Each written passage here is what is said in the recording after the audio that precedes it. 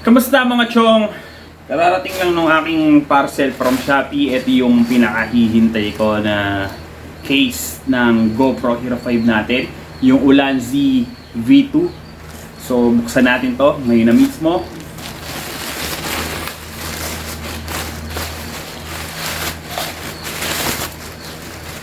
Yan. Ito. Nakabubble wrap pa pero nakaganon lang. Wow! Alright. So ito yung in-order ko sa Shopee na Ulanzi V2. Ayan, ito yan. Yung pinaka case or cage ng ating GoPro Hero 5. So medyo matagal nang in-order to. Parang last week pa ata. Ngayon lang dumating. Buksan na natin. Pakita ko muna sa inyo yung box. Ayan. Lipat pala natin, no? Okay mga chong, ayan, nilipat ko yung angle ng camera para mas mag-focus tayo dito sa bubuksan natin. So ito yung box niya, medyo madumi yung box niya, no? Parang old stock, ganun.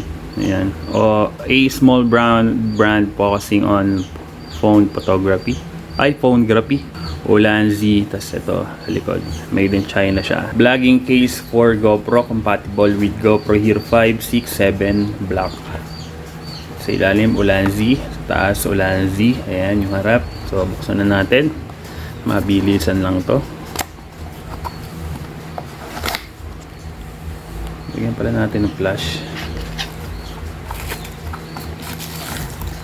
Okay. So, ito na siya. Pasensya na dun sa ating background.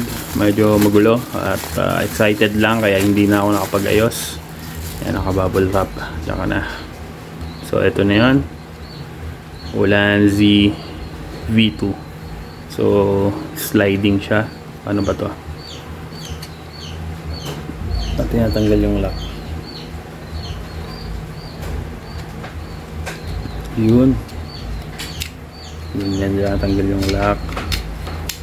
Ganyan siya binubuksan. Ayun, ito. May lock siya. Ayan o. So, pag sinara mo siya, kailangan mong ibaba dito para mabuksan mo siya, tapos hilahin mo, sliding, tapos pwede mo nang ipasok yung GoPro. Dito sa ilalim, dito nilalagay yung mic adapter. At dito sa taas, pwede mo siyang lagyan ng LED light, flash, or mic. Pero, hindi tayo maglalagay ng mic dyan kasi pang motovlogging ang setup natin. Kaya hindi tayo dyan, sa helmet natin ilalagay yung mic. Bali, meron na akong ganito. Nabili ko kasama to. So bumili ako ng mic adapter. Ito GoPro mic adapter to. Tanggalin natin. Ayan, binili ko to 2 days ago. Second hand na siya. Ayan, GoPro mic adapter. Legit naman at gumagana. So taga Paranaque yung nabilan ko nito. Ayan, medyo mahal to. Pag binili mo lang brand new, mga nasa 3,500 may get, more or less. Depende sa seller, pero doon naglalaro yung presyo niya. Nasa 3K plus. Tapos, meron siyang kasamang vlogging case din or cage ng ating GoPro. Kaso, ano to, V2 rin to, Ulanzi V2 rin. Kaso, wala siyang takip dito. Ayan. Parehas lang to. So, ayan, parehas lang siya. Previous lang bale to. Previous lang to. Kaya kinuha ko na rin. Parehas lang to. Ito na order ko na last week pa. Ito nung kasama dun sa binili nating adapter nung nakarang araw 2 days ago. So hindi ko rin to magagamit kasi wala rin siyang takip na ganito. Kaya hindi ko rin siya magagamit pero kinuha ko na rin pang reserva, 'di ba? Mahirap niyan, mawala din to. Di parehas silang walang takip. Pero may kaibigan ako na nagpe-print ng mga yung 3D printer. So kinausap ko yon si Jeff at sabi ko kung kaya i-print to, kaya naman daw. So dadalhin ko bukas sa kanila para ma-print niya yung type na ito. Ayan, update ko kayo doon, gawan ko ng video yan pag pinaprint na natin. Pag pinaprint na natin kay Jeff sa kaibigan natin. So yun nga, ito dito lagayan to ng mic adapter. Yan, pag ganyan siya, ipapasok mo yan dyan. Testing lang. Ayan, pagkapasok mo dyan, lalabas yan dito. Sugutin mo. Ayan, ganyan ang itsura niya. Ayan, dito ka magsasalpak ng mic mo.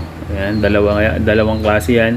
Pwedeng type C, pwedeng 3.5 na jack. Bale, ang presyo na ito mga chong ay 359 pesos itong case na to. Plus 38 pesos sa shipping fee. Hindi tayo gumamit ng free shipping voucher dahil walang available na voucher. Bale, total of 397 pesos itong ating case. So, meron kayong makikita sa Shopee na mas mura dito, mga around 260 pesos, something, ganon. Pero yun from China pa manggagaling overseas. So napili ko to 359 kasi Philippines lang siya. Akala ko mas mabilis tong dumating. Kaya ito yung in-order ko. Pero meron pang mas mura dito na parehas lang din. So ayun, wala na akong no choice kaya inantay ko na lang to kahit matagal. Pero kung order kayo, meron pang mas mura dito kung magbabrowse kayo sa Shopee. So ulitin ko, 359 itong case, 38 pesos sa shipping fee, total of 397 lahat to. Ito lang yung case lang, hindi to kasama yung adapter. Yung adapter, yon nabili ko siya last 2 days ago nung lumuwas kami.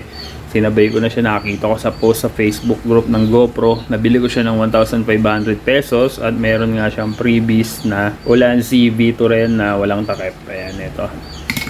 So, yun yung presyo ng mic adapter na nabili natin. Second hand na siya. Pero kung bibili nga kayo ng brand new, yun, nasa 3,500. More or less yung presyo niya. Depende sa seller. Bali, medyo matagal nga to dumating, no, mga chong. Kasi in-order ko to noong November 2. Tapos, na-ship out siya noong November 7 kahapon. Ngayon kasi November 8. So, ngayon siya dumating. Kararating niya lang kanina. So, medyo may katagalan nga bago dumating para ka na ring umorder overseas. Pero yung shop nito nasa Pilipinas lang. Hinintay ko na lang talaga, wala na rin akong no choice kaysa maghanap ako sa iba at umorder ulit. Baka mapadoble pa yung gastos ko.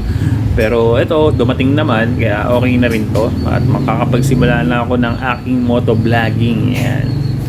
So, meron pa akong parating na parcel, yun naman mic. Pero meron na rin akong mic dito. Ayan, saka na natin pag-usapan yan pag na-setup na natin to. So, hanggang dito na lang tong video na to mga chong. Ito na yung ating unboxing ng Ulanzi V2 para sa ating GoPro Hero 5. Ayan, hanggang dito na lang itong video na to. Huwag nyo na lang kalimutan mag-like, comment, and subscribe at pindutin yung notification bell na maliit dyan para updated kayo sa mga video na ginagawa natin dito sa ating munting channel. Alright, see you next videos mga chong. Peace, rock and roll. Oh yeah!